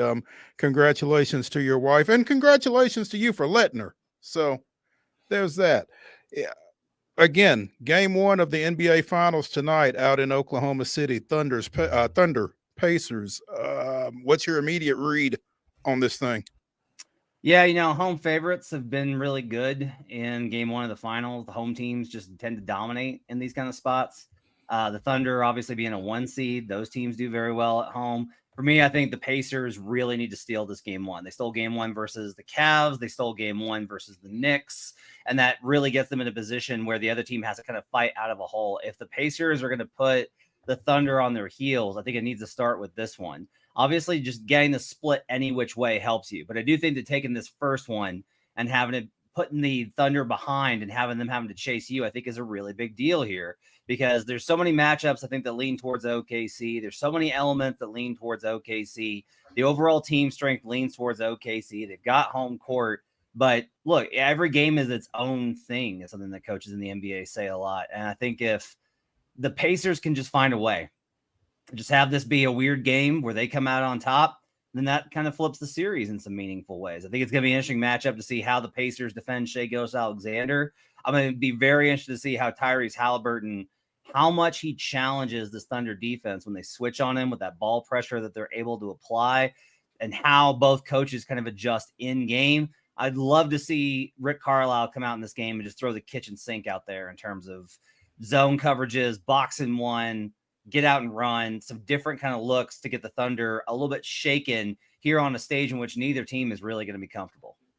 Matt, it's kind of what I was thinking. Is this a game, whether it's game one or game two, where, yeah, we see Carlisle kind of, we're thinking pace with these Indiana Pacers, but is there something where he just tries to throw a curveball and really just rattle OKC? To me, that seems like the only way maybe they get a game in one of these first two.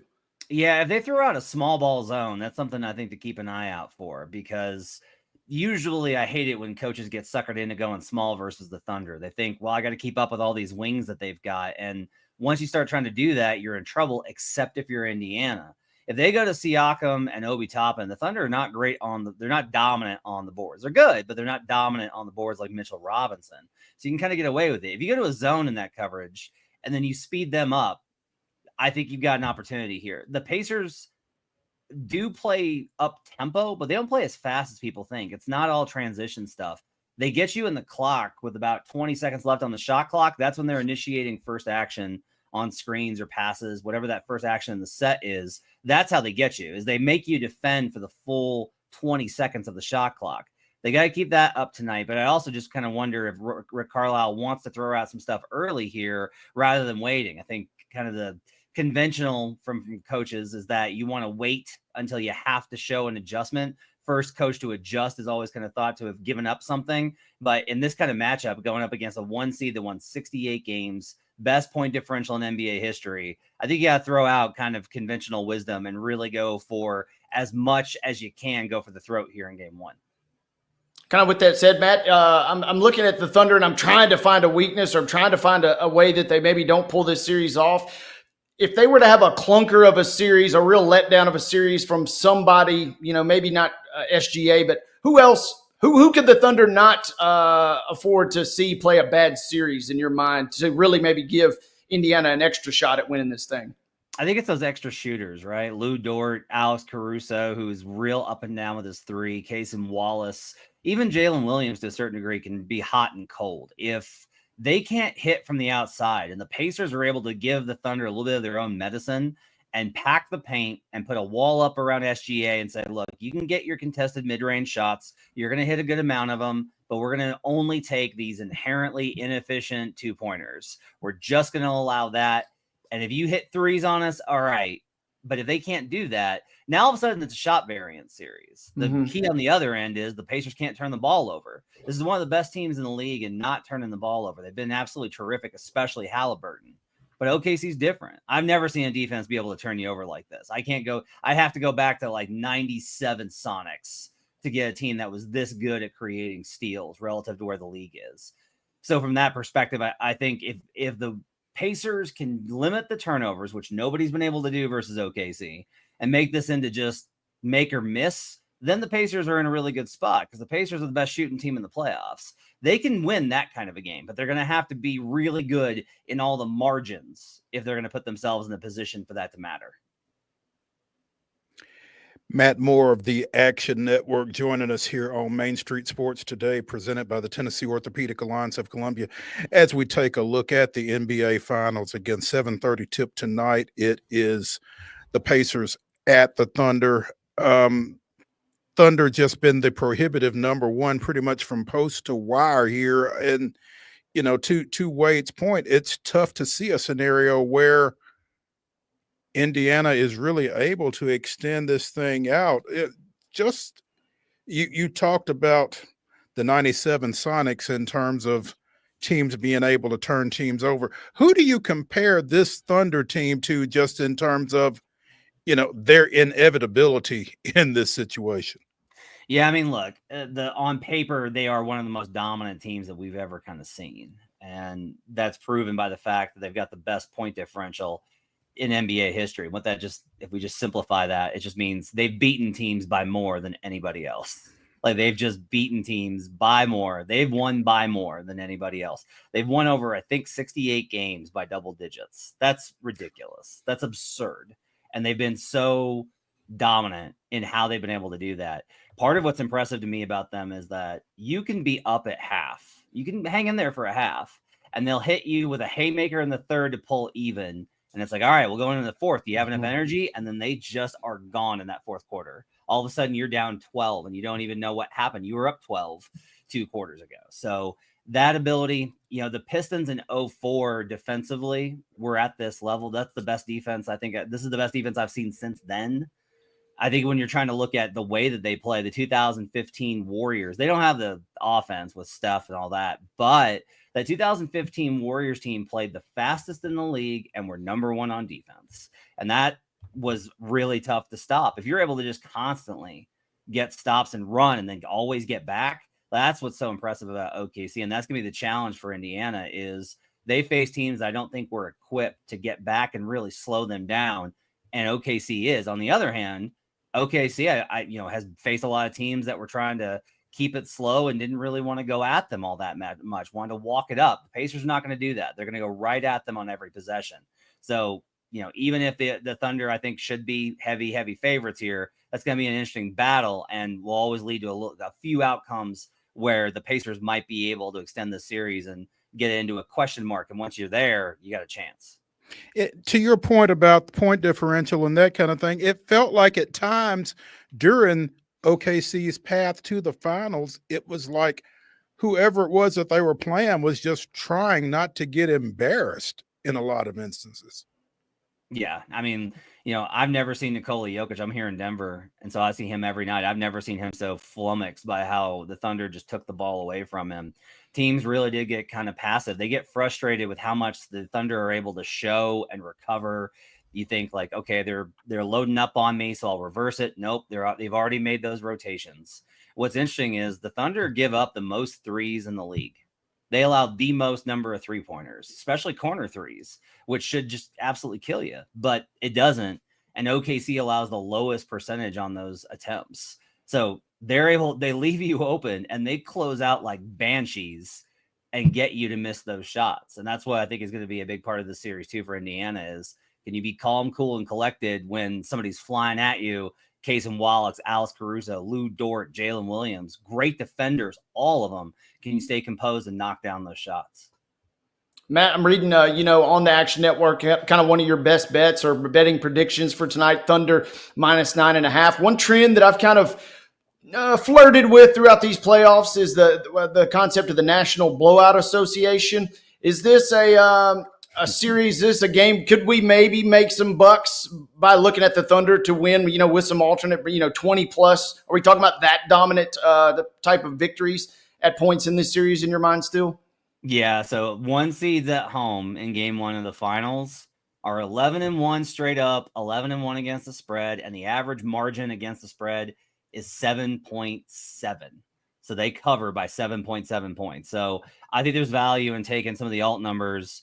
Don't put full units on it, but you can go in on lower bets on them minus 13.5, minus 15.5, minus 20. And if you're right, you're going to be very right, and they'll be able to rack it up. It'll be interesting to see if the Pacers can hang inside this number tonight. If they win it outright, it's going to flip a bunch of the series prices. But I do think that every number, every historical trend says that OKC is likely to win very big tonight, including how OKC's just been at home in the playoffs, where they've been dominant and won games by an average of 23.7 points in these playoffs. Matt, I also got to ask you, I'm a proud owner of SGA Finals MVP tickets from in the preseason and earlier in the year. Tell me, please, there's no way that someone other than SGA wins that award if they win this series. I don't think so. Okay. SGA is just going to have so many touches and usage. I love Jalen Williams in the last round to win conference finals MVP. And Jalen was great. Jalen was amazing. He was everything I thought he would be. He attacked those matchups. He made all the plays. He was huge. Never had a chance because Shea just was able to consistently put up 30 plus with 8+ assists. The only way that you're really in danger is if Shea both struggles from the field and can't get passes out. And I don't know what that model kind of looks like. I think you're pretty set here with a Shea MVP ticket. That's a great one to have. I was basically fading injury and fading, the Thunder kind of crashing out all season. So it'd be a real bummer if it kind of did pan out. While we're talking, that one final betting question, I guess, any series props, if they're still, available or still, at a decent price, any series props that jump out to you? Yeah, Shea over 6.5 assists and Halliburton under 8.5 assists is a good kind of combo to go in on. Can't parlay them, but playing both of those I think is valuable. The Pacers are not great about limiting assists from players because of their defensive scheme. So they're not going to necessarily blitz Shea, but they are going to play 2-on with him over the top and some drop coverage. But he's able to make some really good passes out of that, and he's really good in transition at finding guys. On top of that, Halliburton, though, is going to face a lot of switch. And when that happens, he really disengages. As an example, Lou Dort guarded him 50 possessions via NBA.com's data this season. He had 2 shots. He had 2 assists in 50 possessions. Now, I think Hallie's probably going to be, he's better than he was then. He'll be more aggressive. He'll figure out, he'll have some games. But for the series, I think under 8.5 assists for Halliburton, over 6.5 for Shea are both pretty good looks.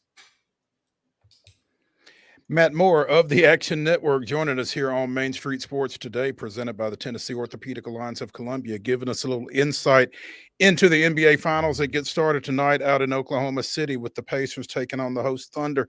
Matt, and really appreciate you taking some time with us this afternoon and look forward to checking back in with you and seeing how this thing plays out. Appreciate it. You guys take care. All right. Thank you, Matt. Let's take a break here. Let's get into the grab bag when we come back in the final segment of Throwback Thursday here on Main Street Sports Today. Stay tuned.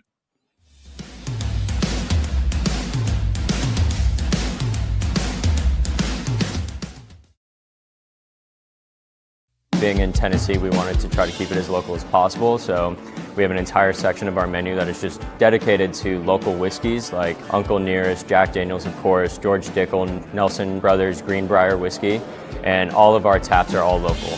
From 2 o'clock until midnight, we've got food every day for you guys. A good handful of appetizers, some entrees, and a couple salads and things like that. My name is Ethan Kanata. Please come down and see us at the Pick Lobby Bar here at the Omni in Nashville.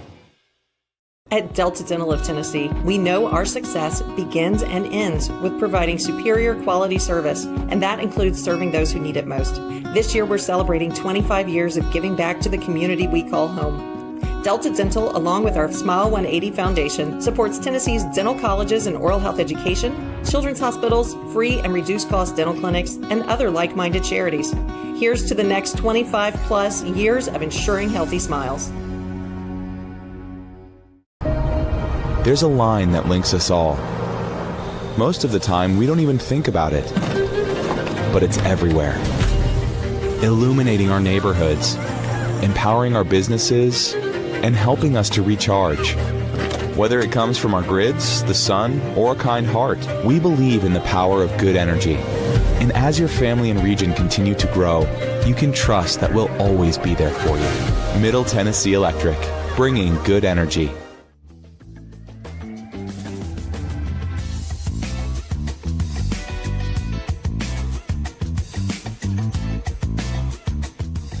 It is the final segment of Throwback Thursday here on Main Street Sports Today, presented by the Tennessee Orthopedic Alliance of Columbia. Getting into the grab bag. Oilers and Panthers played a 7-game Stanley Cup final last year.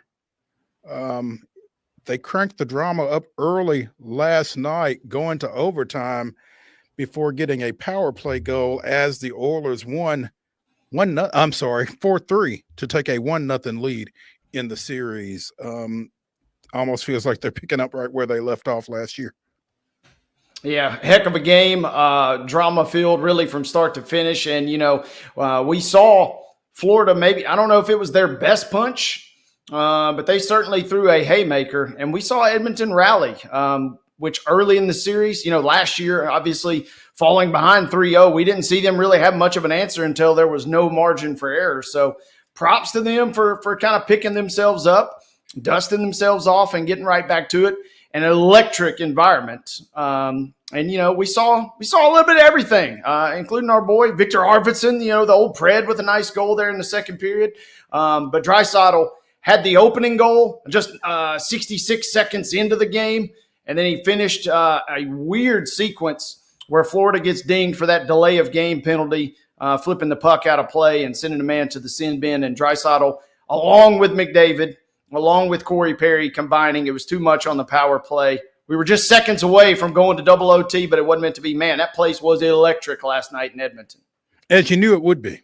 Yeah, absolutely. And, it was epic, too. They pan out, for the folks that couldn't make it into the building, they're still partying. And, yeah, they're 2 hours behind us, but still even at like 9:30, 10 o'clock, it's still wild because the sun is just beaming down. They're so close, further and further north there. So it was an absolutely bonkers game to kind of open things up. We saw Marchand, who they made a trade for, the Panthers, that is, earlier in the season. He puts them up 2-1. Sam Bennett doing his best, goal scoring efforts there with a couple. It was about as good of a game one as you could ask for. And I posted on Bluesky last night, sign me up for 6 more games of this. If this is how they're all going to be, then I am absolutely here for it. Game 2 tomorrow night, 7 o'clock. You can see it on TNT. You mentioned Arvidsson in the mix last night. One of 3 former Predators still in action in the NHL postseason. Matthias Ekholm also with the Oilers, and Seth Jones, son of Murray State legend Popeye Jones, on the Panthers side. So, there's definitely a bit of a blue and gold flavor to this Stanley Cup final. Yeah, a little representation at least, and a chance to cheer on some of your favorites. Like I mentioned, Arvidsson with a massive goal. Jones, obviously, some great memories there too. So it was pretty epic. I do got to clarify. I do got to clear the air. Reading some interwebs. We talked a lot about blizzards yesterday. Brad Marchand, he was the one that really kind of was spearheading the effort. Man, turns out Marchand kind of spoiled the fun. He says it was not a blizzard, but it was a spoonful of honey that he was caught eating. It sure looked like a blizzard to me, and it sure looked like a blizzard to a lot of folks.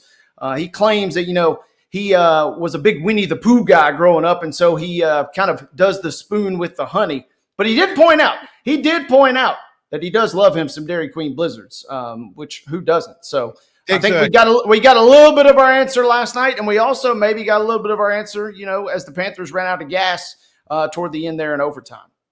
Let's see if we can get the blizzards or the honey or whatever back in action when they get back to Sunrise, if nothing else. Speaking of the Predators, there's an article on the Nashville Post by a friend of the show, John Glennon.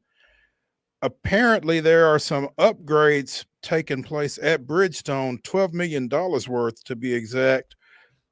Player-related upgrades being invested in by the Preds, including a lounge, upgrades to the lounge, training room, and recovery room for the Predators. Again, $12 million price tag on that. The players want to make sure that the investments that they're making in training and the time they're spending in those places is being matched with facilities for them to better train and make it more welcoming. Doubling the size of the players' lounge, also increasing the size of the trainers' area, and adding a recovery room complete with hot tubs, cold tubs, hyperbaric chambers, and light therapy. designed to provide players with improved opportunities for around-the-clock rejuvenation. Hey, interesting. Look good, feel good, play good, right? I guess that's the ideal situation there, absolutely. Or if nothing else, at least remove any excuses. For sure. And, this comes on the heels. They announced a big old $650 million upgrade to Bridgestone, going to roll out over the next 5 years or so. So good to see them kind of pumping that back in. I mean, recovery is such a huge and critical component of it. I don't know that they were lacking. I don't have a report card from across the league by any means. But if they were behind, kind of getting back to the rest of the NHL, kind of at a, in a perfect world, they're putting themselves at the forefront here. And really kind of that, in theory, would also maybe, attract a little more in terms of free agency too. So good to see them doing this. I think it just shows the investment of how we're doing everything we can to win, to put ourselves in the best position to be the most competitive we can by investing into these guys and in the arena, said Pred's Chief Strategy Officer, Kyle Clayton. There's just that commitment that we're doing everything we can to put all our resources behind the team. Makes sense. There you go. Staying local, little NFL note. Apparently, there's been a lot of talk, a lot of conjecture around the Titans signing of Dan Moore and just how prudent a signing that was given his level of play with the Pittsburgh Steelers. But Bill Callahan seems to believe that there is some potential yet to be unlocked from Dan Moore, it feels like. Sees potential for him to jump up a level with some tweaks, I guess. So, I mean, if he's signing off on it, that's all I need to hear. Exactly. Really. If there's anybody that you would think could unlock that, it would be Bill Callahan. Again, Moore's PFF grades were his best as a run blocker of his career, and his pass blocking grades were the second best last year of his career. But he gave up a league high 12 sacks, 8 in the Steelers' last 8 games, and gave up 41 pressures over the season. Tied for 9th among NFL tackles with ex-Titan Nicholas Petit-Frere. Apparently, though, Callahan has said in the evaluation study and the length he had his measurables, we just thought he could make some adaptations to his play that could really jump up a level. So he has the athleticism, he has the length, he has a general knowledge of how to play. It's just a matter of refining his technique, giving him a few more tools that he can latch onto, and then cutting him loose. And I would say, particularly now with Cam Ward, your prohibitive favorite to be QB1, they really need that on his blind side. So, no doubt. I mean, and it's kind of like last year in the sense, just a little improvement will take this team and take that unit in particular a long way. If he is even remotely competent, if he is even remotely successful, that gives you, and we talked about, Latham and his move there, kind of giving you that flexibility. If you can kind of slowly but surely, I don't know that they're still ready to take this massive, massive leap by any means this year in terms of the offensive line. But if you can even just kind of get further and further up the ladder, you don't have to be great to really give some success and to give Ward a great shot to himself go out and be great. That will be fun. I kind of remain a little optimistic because they were so bad. The bar has been set pretty low. Yeah. We talked last month about Derek Carr's decision to retire from the NFL after having been the Saints starter at quarterback. There's an article out there. Apparently, he could have played and been compromised from a physical standpoint. He could have had surgery on a shoulder that would have had him out all pretty much of the 2025 season. Under either of those options, he could have continued to get paid. And he was supposed to get $30 million this season. Instead, he retired and he says that part was tough because I didn't want to have surgery and just sit there. And it sounds crazy, but just take the Saints' money. So, again, he was on a 4-year, $150 million deal that he had signed back in 2023 and would have earned $30 million this season, either sidelined or playing with a shoulder injury. Instead, he gets a $10 million roster bonus and goes to the house. And, interesting decision. I'm not sure how many NFL players would have made that decision to leave basically $20 million on the table. Yeah, props to Carr, I suppose. He's been very open about, his faith and being kind of seemingly, for all the talk about his play on the field, by every account, seems like a great guy and a stand-up guy. So this kind of tracks. I don't know that I would have the guts to do that. Sitting around and making 30 mil seems pretty nice to me, especially living in New Orleans. You could think of worse places to spend $30 million. So not shocked by this. He's kind of seemingly one of the ultimate good guys. And the fact that he kind of is at peace with this is kind of refreshing to hear as well. Yeah, I don't know how many other guys would do that. I certainly probably couldn't.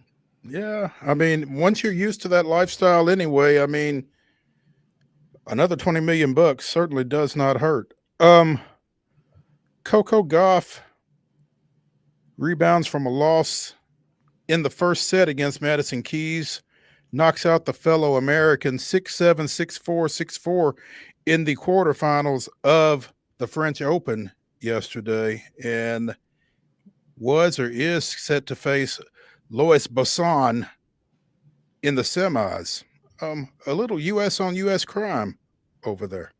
Yeah, good news, bad news, right? Good news is we've had some success in terms of the American players getting this far. But, yeah, bad news, you got to run into them eventually. And Coco wiped the floor with the French competitor this afternoon. She won 6-1, 6-2. Massive showdown. It's her second ever French Open final. Hasn't won it, but she will have to go through Sabalenka, the world's number one. We got 1 versus 2 duking it out for the title on the clay coming up this weekend. It'll be fun. She's playing at a high level, even by Coco's standards. She burst on the scene. She's still just 21 years old. It feels like she's been around for so long. Mm-hmm. But she's kind of taking it to a different level, and that is going to be a massive final. And the fact, I don't know that this matters at this stage in the game, but her match today was a relative breeze compared to the one that Sabalenka had. Sabalenka had to go 3 sets and had to rally in that third set for herself to pull it off. So maybe a little extra rest for Coco. It should be fun. We'll be rooting for her this weekend. Sinner and Joker in one semi, Alcaraz and Musetti in the other. Those are both scheduled for tomorrow. Thoughts on the men's side, Wade? Man, only thought, we don't have enough time to play it on this show, but I wish we did. But an epic rally from Djokovic in his match versus Zverev. He had to rally, dropped the first set, but then won 6-3, 6-2, 6-4 in the quarters. And it was like a 60-shot rally or something crazy, and they battled and there's so many drop shots that end up getting hit. And then by the end, they're back to the baseline and just going toe-to-toe yet again. It was an epic battle. Joker's just kind of finding ways to do it. I don't know if he will have the goods to pull this thing off. It feels like maybe he is slightly just on the back end of his career, but it'll be fun. It'll be a fun weekend to watch at Roland Garros. Sinner in straight sets over Bublik in the other quarterfinal there. Should be fun. That's going to do it for Throwback Thursday here on Main Street Sports Today, presented by the Tennessee Orthopedic Alliance of Columbia. Be sure and join us tomorrow at 2 o'clock right back here. We'll see y'all then.